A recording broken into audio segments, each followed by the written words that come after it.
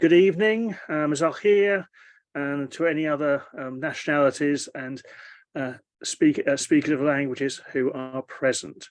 Okay, first of all, I will share my screen. Let me just adjust a few things here. Okay, right. Tonight, I'm indeed talking about this book, which came out the back end of last year, tying in with the centenary of the discovery of the tomb, but hopefully rather than being sort of purely based on the on the nature of the centenary, I hope to the literature on Tutankhamun. And as Khaled mentioned, it is part of an ongoing series. The fifth in the series, starting off with the. It's worthwhile just explaining how the series came about. It's largely down to Tahir Aboudi, whose famous bookshop is in Luxor. He was asked by the then managing director of AUC Press, Nigel Fletcher-Jones, as to whether there was a book which was being asked for but didn't actually exist, which was one on Seti I and his tomb. I then wrote that, and the concept of a book written round both the individual, him or herself, and then the way that their afterlives, both from the point of view of the ancient Egyptians, the idea of the tomb as house of eternity and so on, but also how their afterlife into modern times has come about, how these people were rediscovered, how the various views that have been expressed on them over the years and so on. And that is very much how that series has developed. And Tutankhamun is the latest one, which is actually out, but there are more in the pipeline, which I'll talk a bit about at the very, very end of the lecture. The lecture itself, of course, is to explore Tutankhamun, King of Egypt, and what we know or think we know about him. And a key part of the book really was to try and go beyond the obvious, and which of course is the discovery of the tomb in 1922, which I of course cannot not embrace when writing anything about Tutankhamun, but one wanted to try and be a little bit more creative than just retell the story and then this rediscovery. Just for those who need this, I suspect that many of the people watching will not, but it's always helpful just to point out where we actually are in history when we're dealing with Tutankhamun. Here we have him in the late 14th century BC. In fact, roughly halfway through this thing we call ancient Egypt, which extends over 3 millennia. And it's interesting just comparing its longevity with other civilizations and cultures over history, just showing how immense the time scale is. And it's always worthwhile pointing out, I think, that Cleopatra VII, who isn't right at the very end of ancient Egypt, that still chugs on for some centuries after her. For her, the pyramids were more ancient than Cleopatra VII is for us. And that does say something about the sheer time depth here, in that things which were written in the time of Tutankhamun could easily be read by Cleopatra, and Tutankhamun could have read material written back in the earliest days of Egyptian history. That kind of longevity of a script and a language isn't something which we find in more recent times. Indeed, reading English more than a couple of hundred years old can often be problematic. So where does Tutankhamun sort of fit in the overall scheme of things? Well, he's part of the 18th Egyptian dynasty, during which Egypt turned for the first time into an imperial power, in the sense that it exerted direct control over entities to the north and south of it, and Much of this empire was the result of the work of the Thutmosid kings, in particular Thutmose III, of the mid-15th century, a century or so prior to Tutankhamun, and this is a typical depiction of a pharaoh in full conquering mode. And it's important to recognise, I think, that the New Kingdom, the 18th and following 19th dynasties, were all predicated on a degree of military prowess by the pharaoh.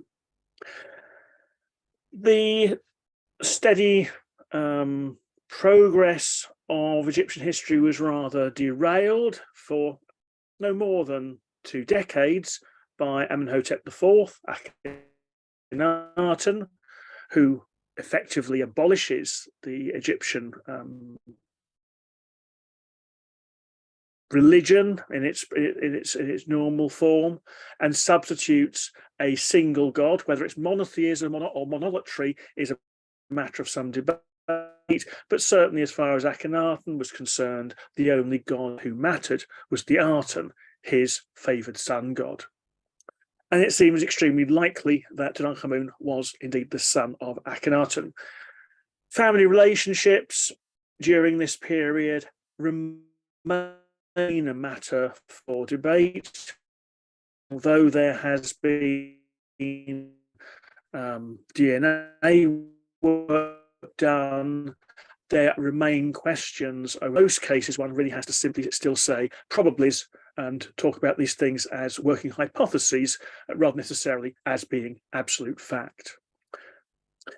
Part of the religious revolution of Akhenaten was an assault on Amun-Re, king of the gods, and pretty well every image and mention of Amun-Re was erased or destroyed during Akhenaten's period of rule.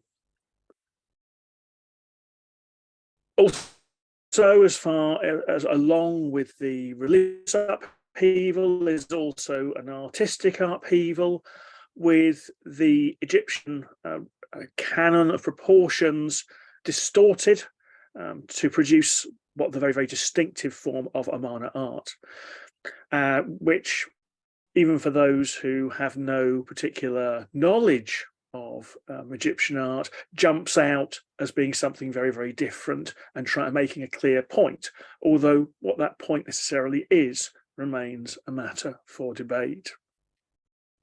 And as part of that process of the revolution of religion and art, a new capital city is established in the middle part of Egypt at Tel El Amarna. Very much a purpose-built capital city, both political and religious, and from studying its layout, we can learn a lot about what the ancient Egyptians believed was important about a city. And it's probably here that Tutankhamun was born, initially with the name of Tutankhaten, his name incorporating the god of Akhenaten, probably somewhere around the 8th regnal year of Akhenaten's reign.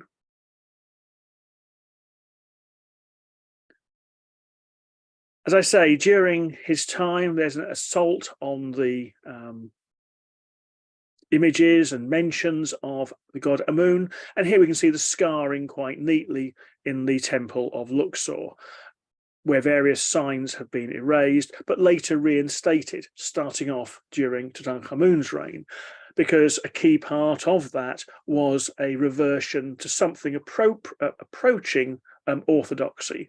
Although, as I'll point out later on, it isn't a complete return to the way things were before Akhenaten during Tutankhamun's reign.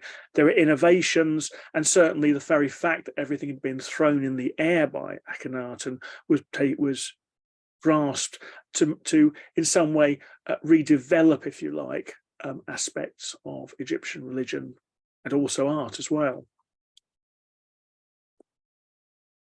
The only reference we have to Tutankhaten, as he then was, is as a prince, is on a couple of blocks from Amarna, which we've got here. and my rather imaginative and expansive restoration of what the wall might have looked like. These came from a building at Amarna, later dismantled when the blocks reused over the river at Ashmunain. And although quite a lot of joining of blocks from this has been carried out, the rest of this scene has yet to be identified amongst the various fragments. Probably dating to very, very late on in Akhenaten's reign, where Tutankhamun and his sister Ankhesenpa'aten, who he would go on to marry, were amongst the last members of the royal family still standing. Ankhesenpa'aten is shown here also on this relief on the left here. The rest of the relief showing Akhenaten and his female co-ruler Neferuaten, whose identity has been much debated, as everything about this kind of period. Titi, who during the very last months of her husband's reign was promoted to full female pharaoh and ruled alongside him until his death. And this set of blocks, which have been reconstructed fairly recently by Ray Johnson of Chicago House, is the only extant depiction of the two of them together as pharaohs anyway. Of course, we have plenty of representations of Nefertiti and Akhenaten in their king and queen mode.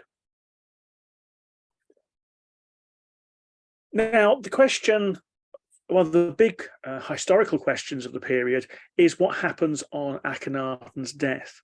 We know that Neferuaten, the female pharaoh, had a reign of at least 3 years. The question is whether or not that interposed between Akhenaten's death and Tutankhamun's accession, or, as I think is probably the more likely, is those 3 years overlap with the first 3 years of Tutankhamun, Tutankhaten, of course, as he is at that point in time. Given that Neferuaten starts off her career purely as a co-ruler, I think it's more likely that the transition moves like this, particularly if it seems almost certain that Tutankhamun is the son of Akhenaten. Why there would be an interregnum as an independent king is difficult to explain. So I think that this arrangement, which remains merely a working hypothesis, seems the most likely one, particularly as Tutankhaten, as he at this point is only 8 years old, and therefore requires somebody to rule for them. The obvious person would be Neferuaten, who's already been a co-ruler with his father. And it's also possible that Neferuaten, if former Nefertiti, may actually have been Tutankhamun's mother. The identity of Tutankhamun's mother remains, along with many other things, a debated point. But I think on balance, Neferuaten seems to be the most likely candidate, as in Nefertiti in her original guise. With the end of Akhenaten's reign, there is certainly a start of a return to more orthodox matters. Although both Neferuaten and Tutankhaten retain Aten names initially, suggesting that there is no intention to do anything drastic at this point. And the old centres, however, Memphis and its cemetery of Saqqara, and south at Thebes, Luxor, regain importance. It's at Saqqara, at one of these locations, that we find a representation of the king from early on in his reign, or at least drawn as though early in his reign. This shows his nurse Maya with Tutankhaten on her lap.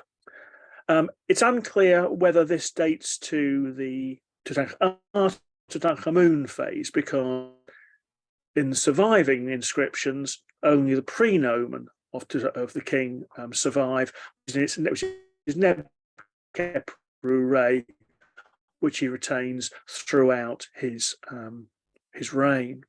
Behind Maya is a group of royal officials probably including people who we know from other sources from the reign, including the king's regent, Horemheb, the treasurer, Maya, and various other individuals. At the very beginning of the reign, the artistic mores of Akhenaten's reign are maintained, most notably on the back of the king's throne, shown with the king and the queen, shown very much in the full Amarna style. On the back of the throne, the names have all been altered to their subsequent Amun forms. However, on this arm of the chair on the right there, the original Tutankhamun name remains intact.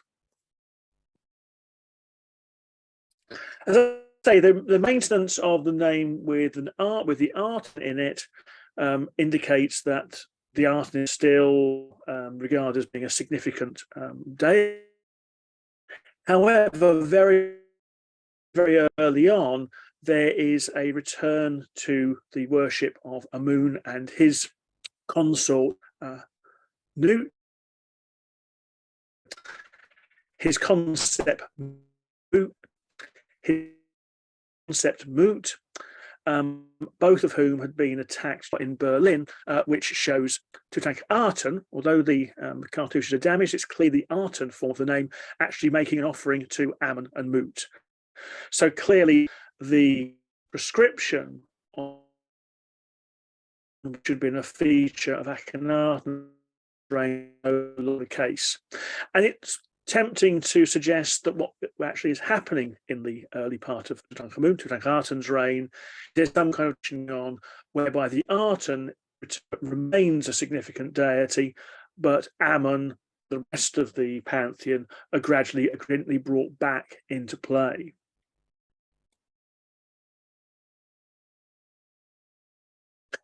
As I say, Tutankhamun seems to have been born at Amarna, and probably the early part of the as one of the resident cities of the capital city in ancient Egypt, because it's quite clear that the king moved around the country and there were a number of administrative nodes. But there are various fragments, particularly of rings and so on, of Tutankhamun here at Amarna. And also there are, as indication there was intention he should be buried there, because in the royal wadi, where the tomb of Akhenaten was built, there are a couple of unfinished tombs clearly belonging to kings on the basis of their architecture, which should probably be identified as the intended burial places of Neferneferuaten and Tutankhamun.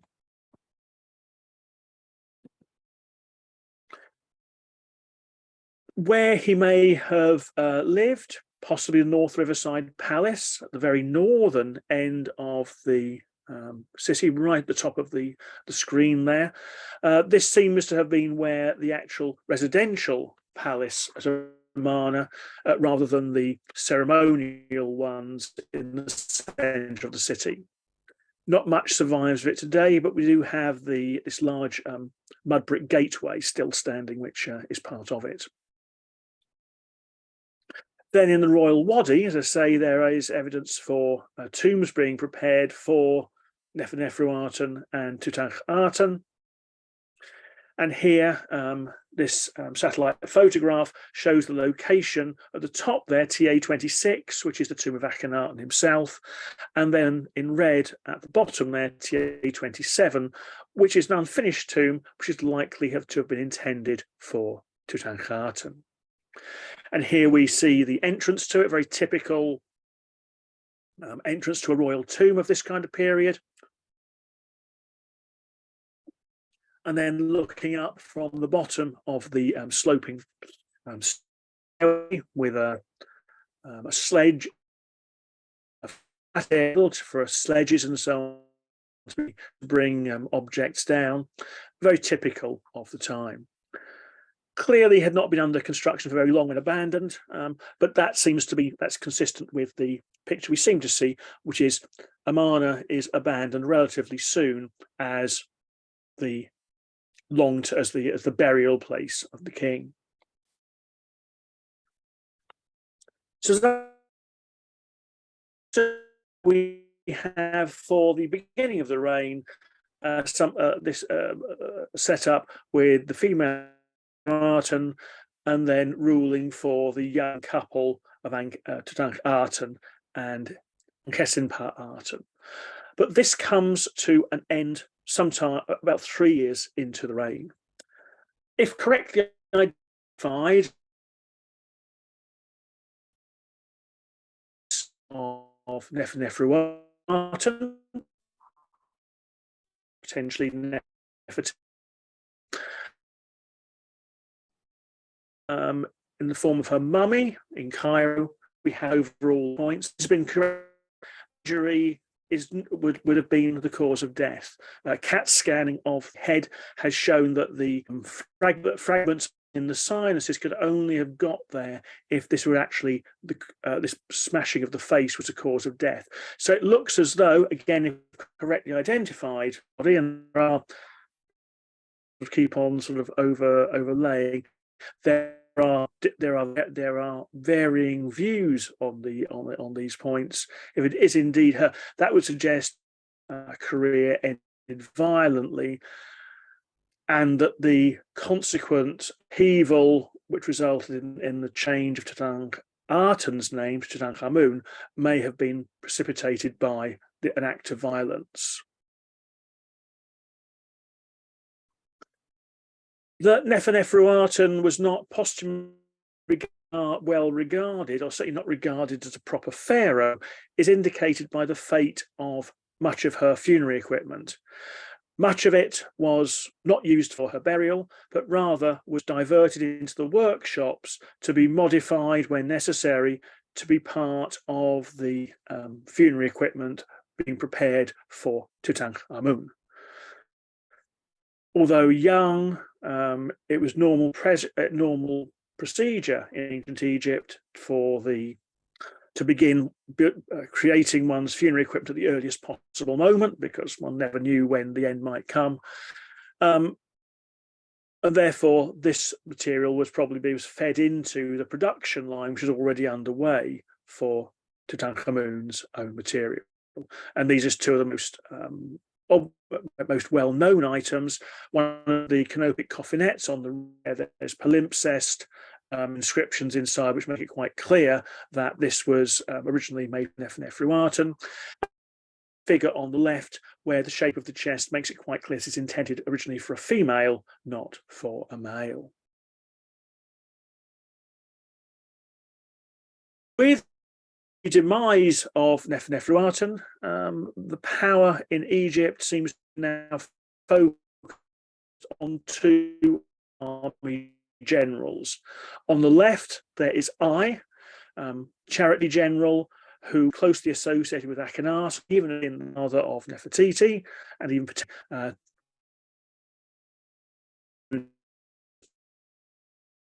paternal grandfather.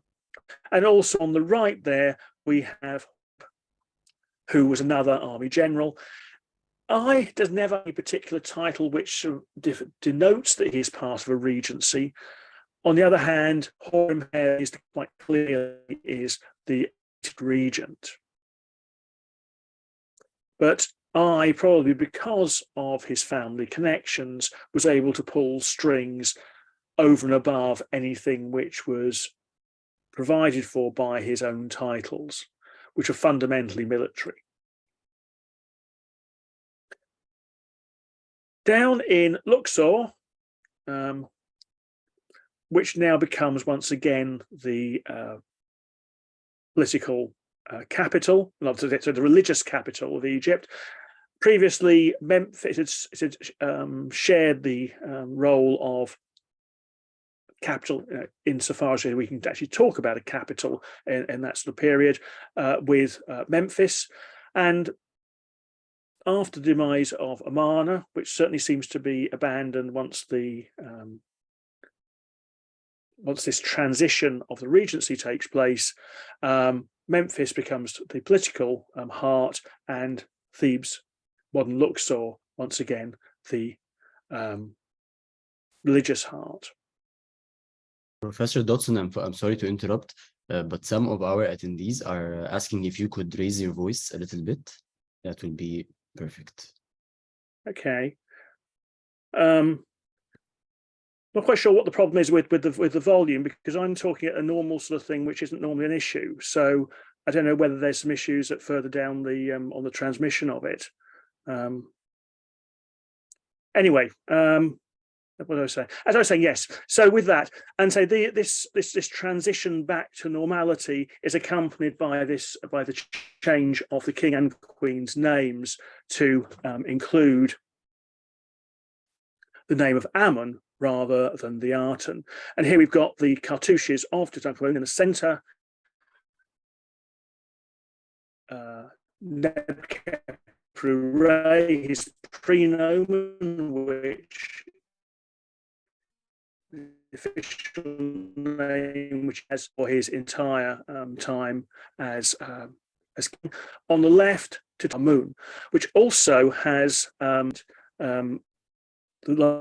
three signs at the very bottom of the cartouche, which is Heka Unu Resheu, which means the ruler of the southern Heliopolis, which seems to embrace the whole region of Thebes and Amarna, just to the south of that. But it does the change of name here has a very explicit attempt to link the king with the south and with Ammon. The transition back to something like normality is set out in the so-called restoration stela of Tutankhamun, which was found at Karnak, broken, and contains a decree in which the king basically sets out the measures to restore the temples of all to their former state. It was only really Ammon who was formally attacked and erased. The other gods simply seem to have had their funding withdrawn from them. And what this decree does in many ways is restores that funding to them, decrees repairs, and where things have suffered from damage, has decreed the making of new images and so on, as and where required. We can find this particularly in the case of of Ammon, where, say, all his images had been erased, and here we've got an example where an image of Ammon had been erased during the time of Akhenaten, but then restored subsequently. And one can see that the outlines of the original damaged part of it, and then the restoration. Here, as with all these kinds of restorations, Tutankhamun's names are no longer visible.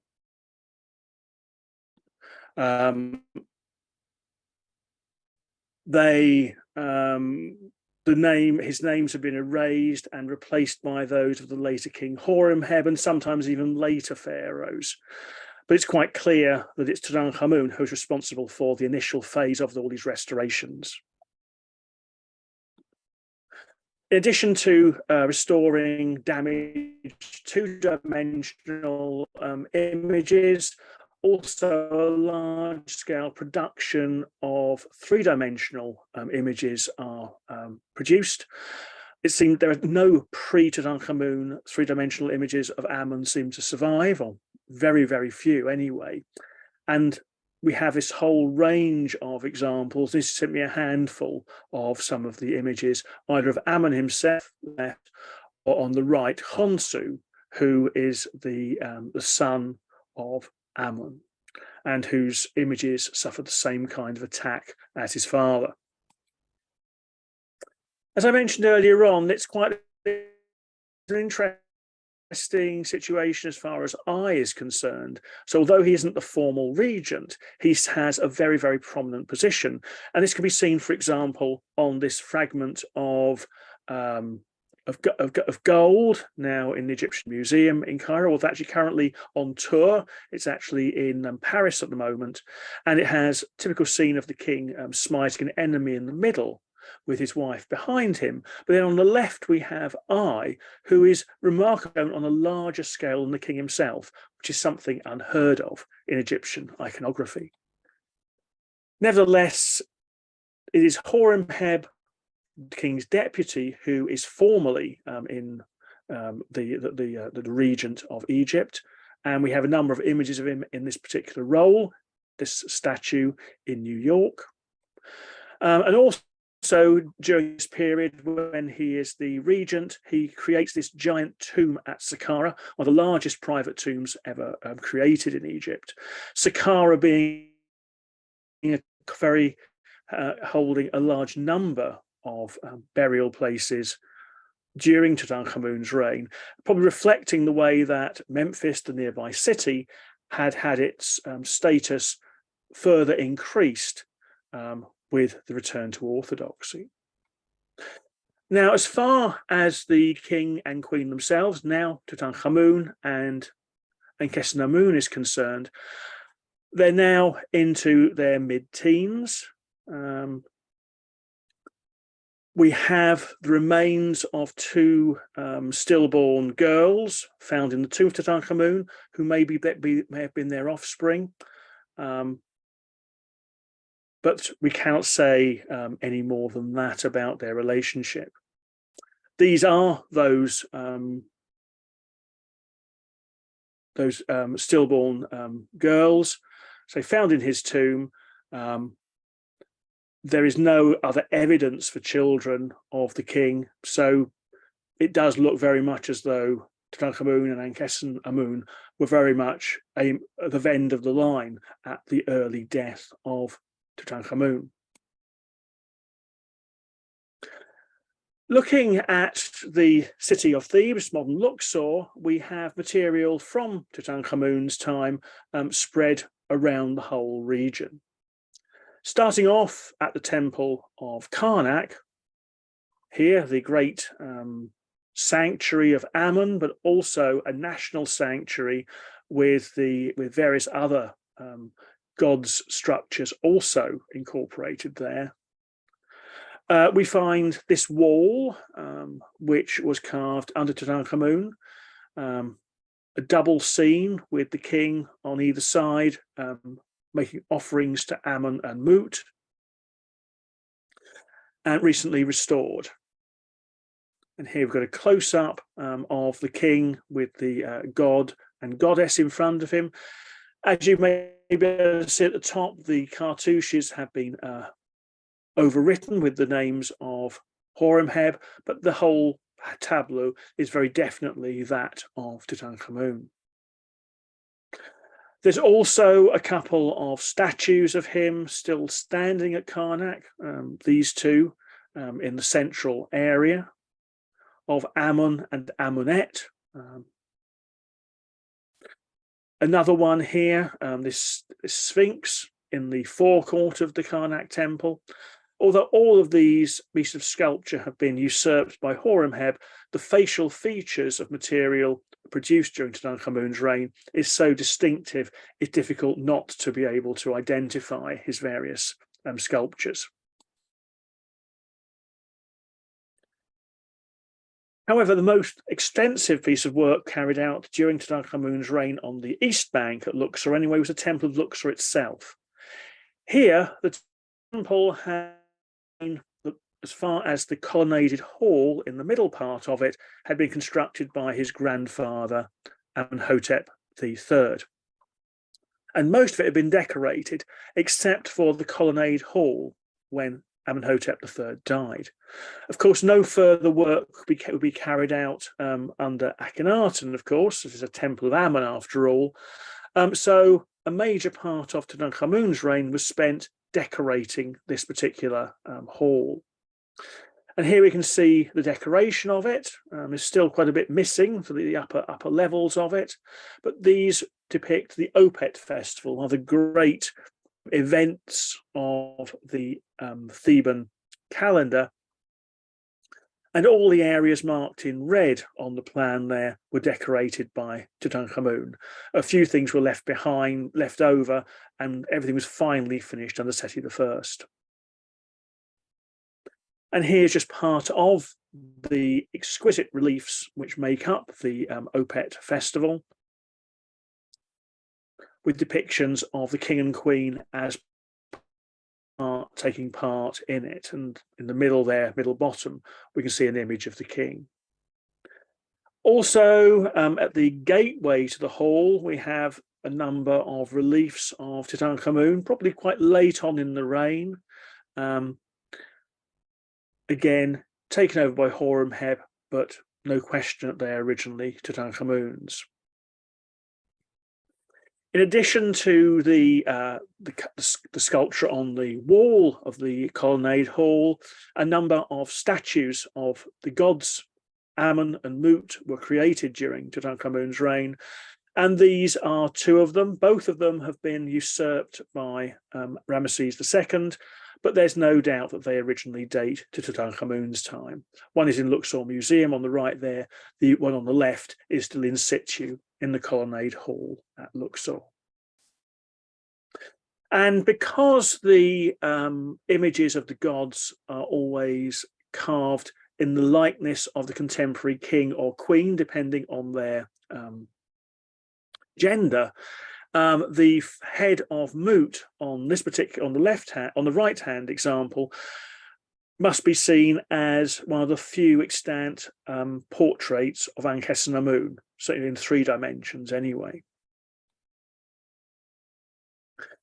Now, Tutankhamun's reign, Egypt was part of a concert of nations up in the north of Syria and to Iraq.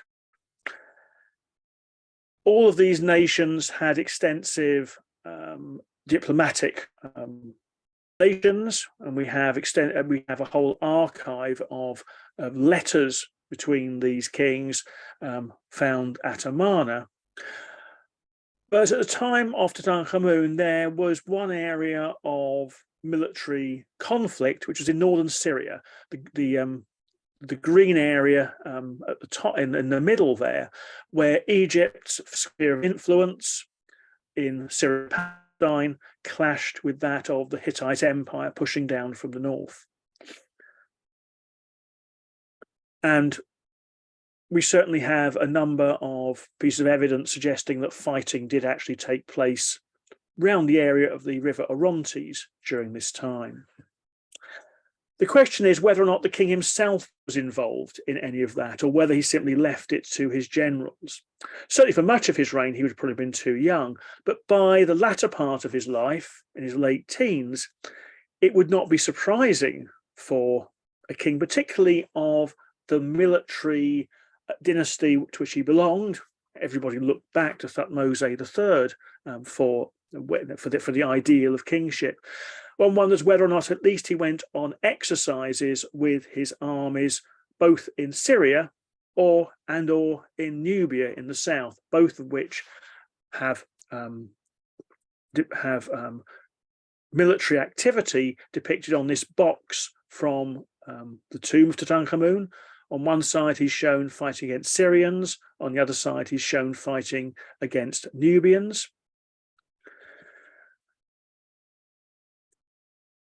But whether or not this went as far as actually, say, joining battle is another issue altogether, which ties in with the whole question about the cause of death of Tutankhamun, which has been a question ever since his tomb was discovered, and the fact is he was only 18 was found. A CAT scanning in 2005 showed that various things which had been thought to be possible causes of death weren't. There is a notorious apparent blow to the skull, which turned out to be a misaligned X-ray plate in 1968. And the only thing which physical damage which could potentially have been fatal was a broken leg, which, if correctly diagnosed, and there are some people who've examined the CAT scans who would question that, if correctly diagnosed, would be a compound fracture with the likelihood of infection and, in the days before sealing and so on, death. However, I say not everybody has bought into that particular diagnosis.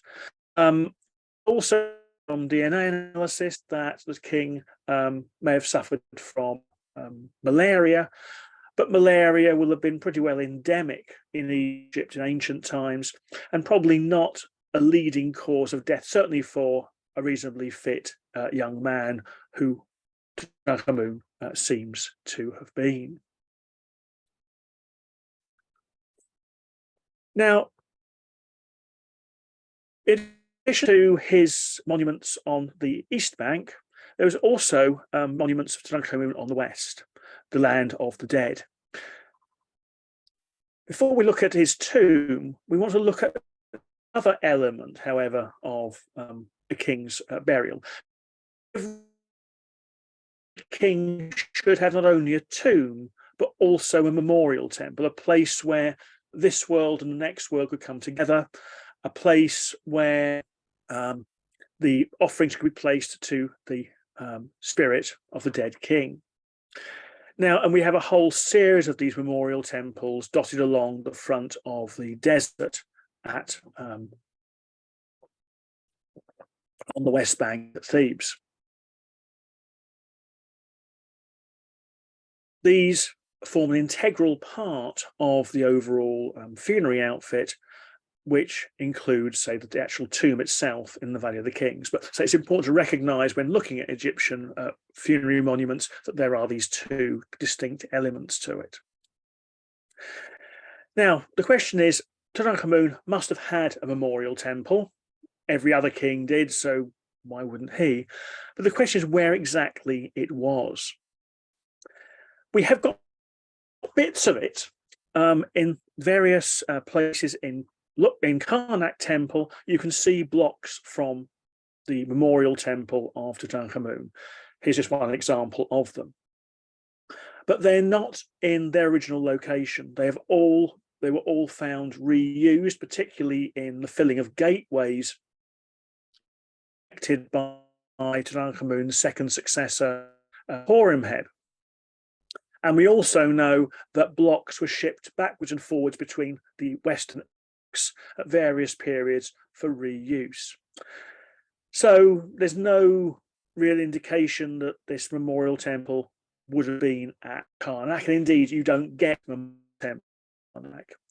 So what's happened is these have clearly been shipped over from the West Bank, but whereabouts on the West Bank is much more problematic.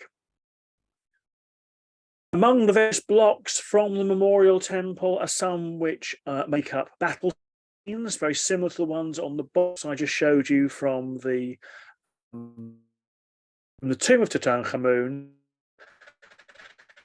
And the very fact that these blocks exist at a memorial temple is a further argument in favour of having actually had some military experience, because the depictions in memorial temples of kings generally seem to be linked whole walls of the memorial, especially these fragments. Again, suggests that the king probably was actually active with the Egyptian army. And this courtyard of the temple with campaigns were shown. So in fact, although we can actually to reconstruct much of the building on the various, we're unable to actually place where it was once on the West Bank, quite likely because the temple may well have been overbuilt. Once it had been demolished under Horemheb, what was presumably a good site would not have been left unoccupied, and therefore it's likely that the site of the temple of Tutankhamun is now underneath one of the later memorial temples on the West Bank. And here another of these fragments. So, but where exactly along here? There's a strong, I have a sense, a sort of a temptation to suggest it may be under the temple of Ramesses II, temple known as the Ramagud site, which of course was not occupied during the time of Tutankhamun. Again, we can't be certain about this. It's unlikely that any kind of excavations are likely to be carried out at the Ramesseum to be able to identify whether any foundations of an earlier Tutankhamun might exist there. Moving on to the Valley of the Kings for the other part of the royal tomb. This is the central area of the Valley of the Kings, KV 62. The location is marked there, but a couple of other things are marked here in bold, all of which yielded items belonging to Tutankhamun. KV 54 on the far left there revealed material produced during his embalming process. There's a cup found simply under a rock in no particular context with his name. And then the KV 58, which is a tomb which contained various items of the period, including that piece of gold foil I showed earlier on, showing Tutankhamun smiting an enemy with eye on a larger scale. KV 62 itself, here, right in the very, very centre of the valley, is a small tomb and clearly not of the same kind of scale as those of many other kings. And it's been recognised since it was discovered that it was certainly not designed as the tomb of Tutankhamun, but designed as somebody else's, probably a high status noble or junior member of the royal family, after which the whole tomb had then been extended to make it usable for Tutankhamun. It's worthwhile noting where it is as far as contour lines and so on are concerned. It's right at the very bottom of the valley, the lowest point, and that was an important feature for its being saved from robbers, because by the time of the major tomb robbery, which took place in the valley in the late 20th dynasty, it was deeply buried under flood debris, because although the valley seemed remarkably dry, every so often there are flash floods and huge amounts of debris can be deposited by those floods, and Tutankhamun's tomb was therefore deeply buried. And you can see that kind of depth here. This is in the foreground. This is KV 63, another deposit of the time of Tutankhamun, possibly material, embalming material brought back from Amarna. But here you can just see that the great depth between the modern ground level and the level of the tomb here. And Tutankhamun's tomb is a similar kind of depth underneath all that. I say the tomb itself is very, very small, probably originally only comprised the antechamber, and then when appropriated to be a royal tomb, it was extended with a burial chamber added, but done on an absolutely minimal basis, because that burial chamber was only made large enough to hold the sarcophagus and the series of gilded shrines which were traditionally placed around the royal sarcophagus. And when the tomb was found, there's only a couple of feet around the around the side of that. And the only part of the tomb to be decorated is the burial chamber here, which, as we can see at the bottom. Probably at the same time, these store chambers were also added.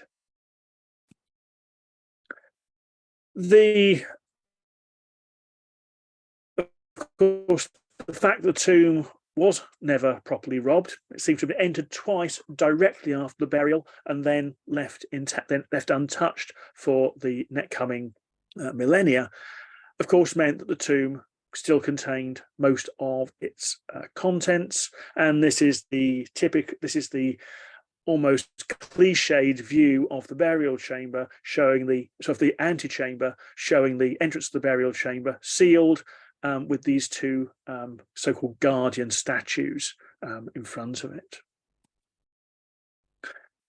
The burial chamber's decoration is interesting in that it tries to pack into one room material which in earlier tombs and also in later tombs would have been spread around a number of different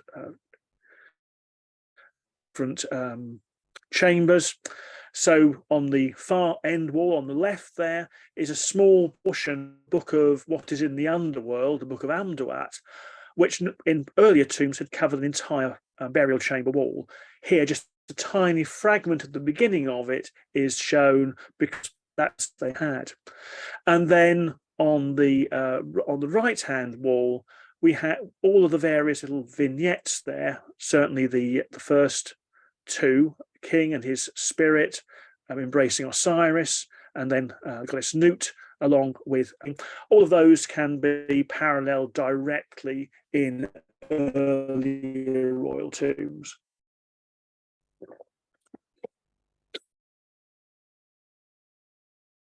The king himself, say, found intact inside his coffins and a quartzite sarcophagus with the famous gold mask, heavily inlaid with glass. Now, the one item on that, the decoration of the tomb, which is completely without parallel, is this group of his successor, carrying out the duties depicted here as Osiris. Although in later royal tombs we do sometimes find the opening of the mouth ceremony shown, it's always with an anonymous priest, never the next king. And one suspects the reason why this unique scene is here is because potentially the maternal grandfather of Tutankhamun, certainly army general and power behind the throne during Tutankhamun's reign, probably bases its entire claim to the throne on this act, because it does seem that in default of any other kind of heir, the person who carries out the burial of a individual is legally their heir. And that's the reason why this is on. Of course, it isn't being seen by anybody, but by being in I think what the King of Egypt by having carried out this activity. Ai's reign only lasts 4 years, and on his death, natural or otherwise, it is Horem, the other general who had exercised power during Tutankhamun's reign, becomes king.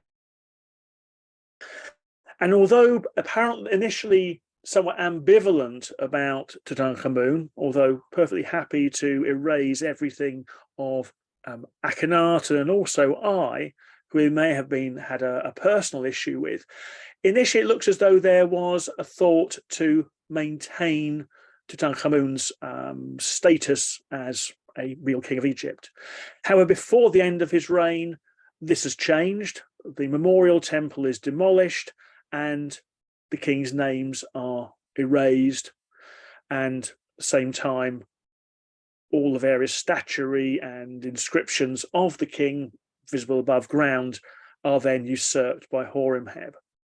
And effectively the line taken is that Horemheb is the legitimate heir of Amenhotep III, and everything which happened in between didn't actually happen. And this is embodied in the official king lists, and this can be seen in those produced early in the following 19th dynasty, where here we have a sequence of kings of the late 18th dynasty into the of the 19th, the founder of the 19th, Ramesses I. And here we quite clearly see the jump from Amenhotep III to Horemheb.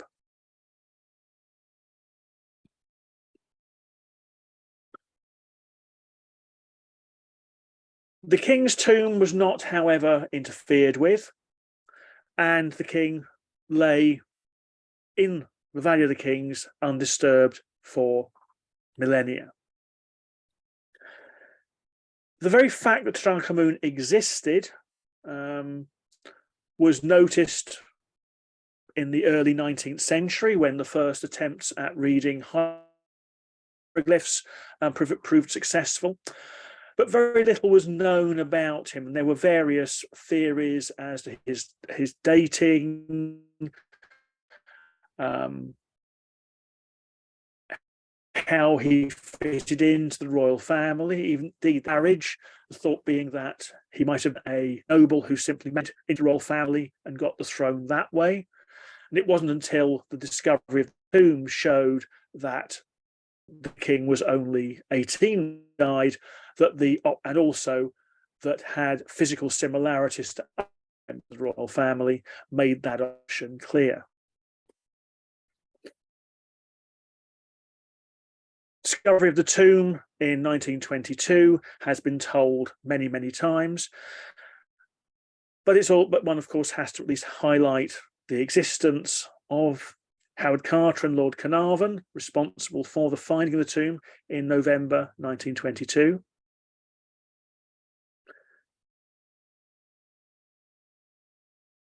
And the sealed doorway of the tomb. As you can see again here, looking at the various bits of digging in this area, again showing how deeply buried Tutankhamun's tomb actually was. And a few images of the burial chamber wall being opened, and then the revealing and the gradual opening of the coffins. And then the examination of the mummy, which, as I say, revealed the important point about the age of the king. And in fact, in purely historical terms, it was the age of the king which was the most important historical thing. Although the tomb is of immense value from the point of view of understanding Egyptian art and things like that, from the point of view of the sort of hardline historian about what happened and when, it was really the revelation he was a member of the royal family and only a teenager, which was the new piece of information.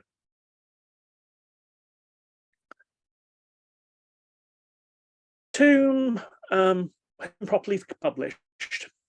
A 3-volume popular work was produced by Howard Carter straight after the death of the discovery, but he fell ill and was never able to really push forward at all on the proper publication of the tomb, which had been intended. This is his grave in London. Not his original gravestone, that decayed and was replaced a few years ago. And interestingly enough, it actually has on the headstone a quotation from one of the inscriptions found in the tomb.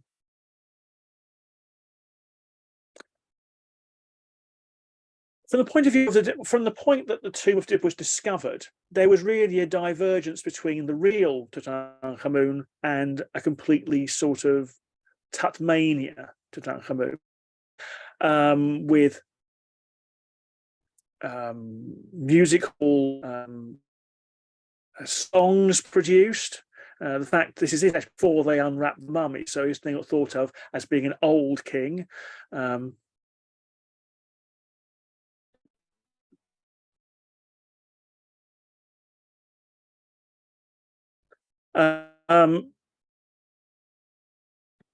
And then, of course, the inspirations for things like the films of the Mummy films, kicking off with the famous Boris Karloff one. Although it's interesting that in this, the inspiration which comes from Tutankhamun is actually on the name of the heroine, who is Ankhesenamun. Tutankhamun doesn't actually feature in the Mummy, but his wife does, or at least his wife's name does. The material from the tomb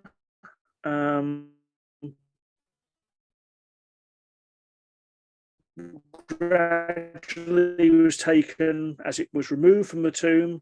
The museum arrived in the 1930s. And then in more recent years, items have gradually started to be removed again for their new home in the new Grand Egyptian Museum near Giza. And here at the top left, we've got a reconstruction of what part of the Tutankhamun gallery is supposed to look like. And last time I was at the Egyptian Tahrir Square, half of Tutankhamun material was still there. The rest having moved over to Giza for conservation and then installation. I gather there hope. Actually, when I did this slide last year, it's now moved on to this year, inshallah, in November, but I will leave that up to see it.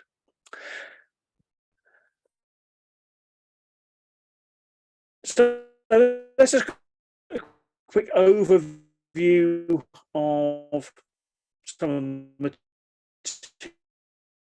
material covered in my Tutankhamun book, and you might wish to be aware that the volume is due out at the end of October on the Nubian pharaohs, and I am currently in the process of writing one covering Thutmose III and Hatshepsut, which provided that I managed to get it delivered according to schedule and so on, hopefully be inshallah in October next year. So that's been given you a useful overview to do, and I'm of course happy to take questions. I have just opened the Q&A, so I shall go through those. Right, the first question is, are there any make an audio book? Well, nobody has asked me to do an audio book for it. I'm not sure I could read it, whether I necessarily want to read the whole thing out myself. But I don't think there is any plans of that. But the very fact somebody has asked the question is something worthwhile the press might wish to take on board. Next one from Gertie Werner Balmer. In one of your previous lectures, I think you mentioned that in fact it was Nefertiti Smenkhare who restored the old faith, as Tutankhamun was too young to make a move. That point was that I think it was Neferuaten who was the driving force. I think Smenkhare is a completely different person from Neferuaten. But yes, I've certainly said that I think that once Akhenaten is dead, everybody starts to try and unpick things which Akhenaten had done. And if I am right about Neferuaten being co-ruler, yeah, I think it would have been her who was the driving force. Although I suspect that if she was, she may not have been as hardline as some people might have liked. I think probably the debate after Akhenaten's death was whether or not the Aten and Amun can work together, if you like, or whether the Aten has got to go. And I think following the death of Neferuaten, the decision moved to being that Amun was the only game in town, and therefore that was where things moved. Next one from Edith Goldman. I'd like to ask about your statement that Nefertiti was probably Tutankhamun's mother. If that's the case, why doesn't he appear in the various family portraits? This has always been the big argument. However, there's a couple of things to bear in mind. First of all, the only other candidate for Tutankhamun's mother has been Kia, but she's only ever shown with a daughter, no sons. But more importantly, the fact is that no royal sons are ever shown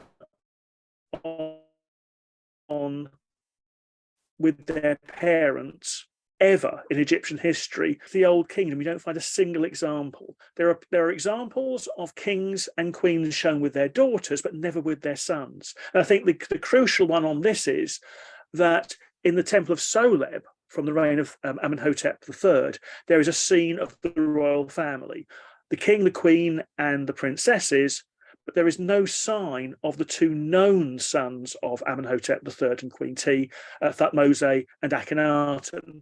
So I think that's the whole point, is to expect him to be shown is something which you wouldn't, is not something which one would find.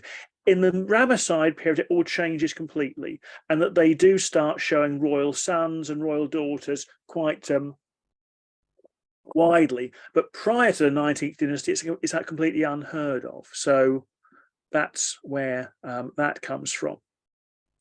Moving on. Do I think that the tomb of Tutankhamun includes the tomb of Nefertiti? No, not at all. I think that particular theory has been completely disproved by at least 3 lots of scanning work in the area. The whole idea that it just has no useful basis. And so the important point is that 3 independent teams have scanned now, and there is absolutely no sign of anything there whatsoever. So I think one can rule that out. Through the restoration stealer, through the restoration stealer and political actions, can you consider Tutankhamun a good model for an active king, rather unlike the model of Akhenaten? The problem about that is he was never given the chance to show whether he was or not, because for all of his reign, or at least sort of 95% of it, the rule of Egypt was being carried out by other people. So he's probably a model from the point of view of what happens when you've got a child, teenager as a king. But I think, if he lived beyond 18, we would have a different view. And whether or not he would have been better or worse than his father, it's just simply a matter of conjecture, I'm afraid. Next one down. You mentioned Tutankhamun standing earlier pharaohs. Is there any evidence of illiteracy as they appear to have been scribes? You also mentioned Tut being a fit man, but with his club foot, I believe, in various genetic issues. Finally, is it coincidence?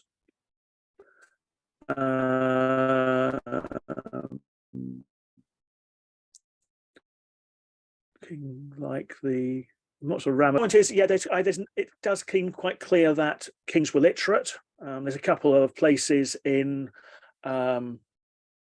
literary sources which talk about the king actually writing stuff down. Now, the question about his fitness, the club foot is another thing which is not agreed on by all people who've examined the mummy. It's interesting that it's difficult for me as an Egyptologist to comment on physical anthropologists, but it's interesting there's a complete lack of agreement between them as to whether some of these things are real features or simply owing to overtight mummy wrappings. So, and the genetic issues of unanimity over these things, and I think we have to be very careful about always taking the most sensationalist or extreme diagnoses of these things. So there are perfectly respectable physical anthropologists who say there's nothing wrong with him, as well as those who say there are things wrong with him. So I think we have to be quite careful about those kinds of things. Is there any cultural or religious significance to Tutankhamun's chair? Well, it's clearly a ceremonial throne. The problem is it's the only one we've got. So whether or not the idea of having, because certainly it's very much decorated in Amarna style. Whether that kind of thing is going to be there in a more traditional way, in other words, we simply have no idea. There's always the problem with a lot of material from Tutankhamun's tomb is that it's the only one we've got. So it's very difficult to actually make any inferences about what something's for, and so on, you need more than one example to be able to sort of work these things out. So I think I've already asked the question about where Nefertiti's tomb is. We have got nothing really to go on with that. It all depends on whether or not she really is Neferneferuaten. If she is Neferneferuaten, where would they have buried her? Probably somewhere in the Valley of the Kings. It's not impossible, actually, that the tomb which Tutankhamun was buried in was intended for Nefertiti, and then she was removed to make way for him. That's another possibility. I certainly don't say that. I think the arguments for having been him being behind the wall, the fact it might have been her tomb at some stage, I don't think can be ruled out. But there's a whole. But there's, again, it's one of those cases we really go on. We can make variances, but not really. The known as now, Amgad makes the interesting point about the younger lady. Now, the published assessment of the DNA work said that Tutankhamun was the offspring of a brother-sister marriage. However, it's also possible to have the same genetic result from 3 generations of first cousin marriages. The big problem you have with the idea of him being the offspring of a brother-sister marriage is there is no sign of any sister of Akhenaten marrying any one of his sisters. And if there had been a sister wife around at the time of Tutankhamun's birth, which is when the majority of the tombs are being decorated at Amarna, one would expect to find a representation of this person at least once, or at least some fragments with her name. There's no sign whatsoever. And therefore, I think that the likelihood of him being the offspring of a brother-sister marriage becomes pretty well zero, because there's no evidence for such a person, particularly when you then look at the DNA and can find that 3 generations of first cousin marriages produce the same result. And I think you could certainly produce potential family trees, which certainly would show that, could make that work. So I certainly think that Nefertiti is a first cousin of Akhenaten, and hence a very useful candidate for the mother of Tutankhamun. What do you think of the notion that Tut's parents were Smenkhare and Meritaten? The problem there is that they weren't brother, and they don't fit the brother-sister or 3 generation of first cousin marriages scenario particularly well at all. And the biggest problem is that Meritaten is probably too young to be Tutankhamun's mother, unless you do various things to the history later on in the later on. She would have had to have given birth at about the age of 9 or 10, which is not impossible, but seems extremely unlikely to have to put it to that kind of level. So I think on 2 levels, no evidence the 2 of them were brother-sister or in a relationship produced the same genetic result. I think she's too young. It's often said that direct collected and proves otherwise. I think they're quite right. I think the idea that it's hurried in the sense of is certainly wrong, except in the sense that probably they weren't being particularly careful. I suspect that if you're a burial party who've got hundreds of objects, thousands of objects to put underground, you do it as quickly as possible. And also probably that because of the small size of the tomb, there wasn't much of decent supervision. So I think it was hurried in the sense of the people wanted to get everything in there and go home for dinner as soon as possible. The actual material in the tomb is quite clearly the result of 10 years worth of manufacturing of material. And I don't think there's any indication that anything was missing. There is material which you can say came from the burial outfit of Nefertiti as well. I don't think there's any reason that's any result of any kind of hurry. It's simply that that material was available, and it therefore meant that they could recycle that material without having to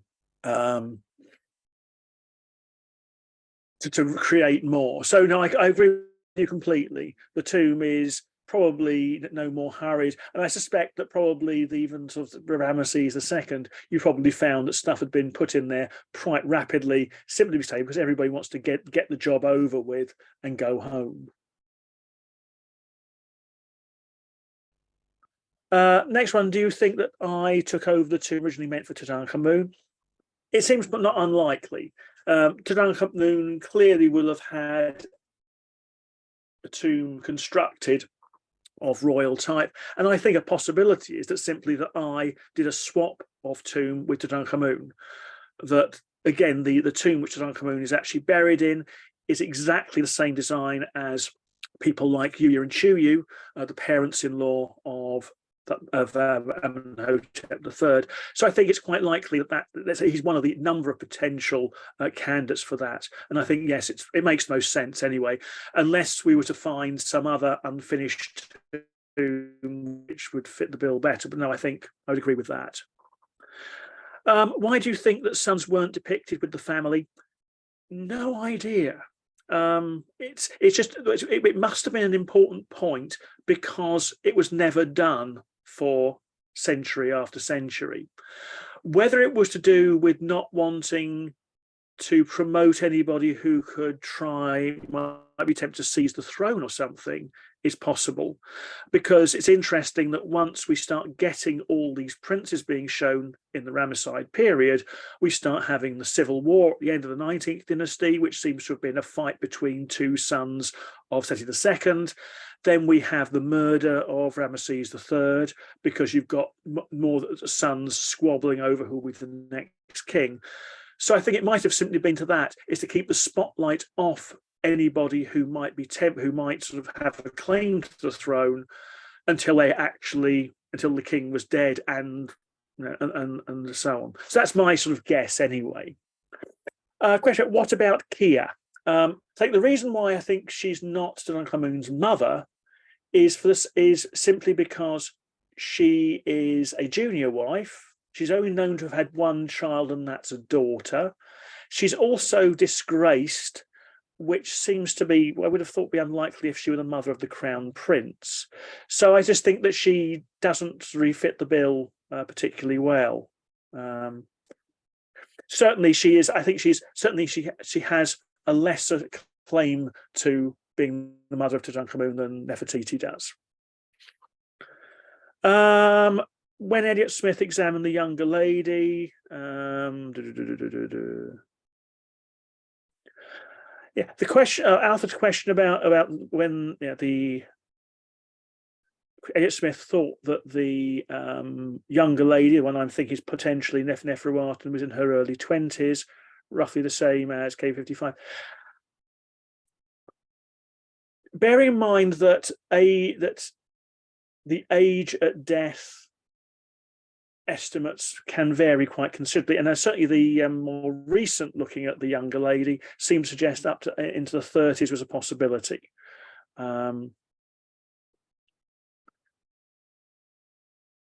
Also, yeah, so that's where I would stay on that. It is an issue, but there's a big issue around the aging of bodies in general in ancient Egypt. Yes, good point, but I don't think it's definitive. And finally, can you tell us more about the Opet festival? The Opet festival is one of the number of processional festivals which took place in Thebes every year, and included processions of the boats of, because basically if you're moving the divine figure around, it was normally carried in a boat. The Opet is carrying the boats of Ammon, Mut, and Khonsu, all the way from Karnak down to Luxor. Exactly what the full meaning of it is, like so many Egyptian, is slightly an open question. Like so many things, we know what happened, but why it happened and what the full significance of it was remains something of a matter for debate. But it certainly was an important part of the annual round. There's also another major processional festival called the beautiful Feast of the Valley, which involved Amun, Mut, and Khonsum going over to the West Bank and doing a tour there.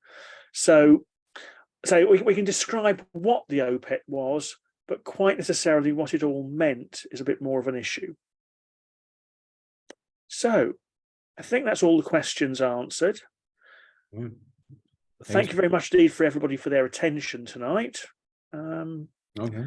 And hopefully I will get a chance to speak to you again, possibly again, about the next book. Thank you so much, Professor Dodson, for this wonderful book talk about the Boy King. And for our guests today, thank you for joining us. Let me remind you that you can purchase your copy of Tutankhamun, King of Egypt, from major booksellers and online book retailers worldwide. Thank you so much, and hopefully see you again soon. Assalamu.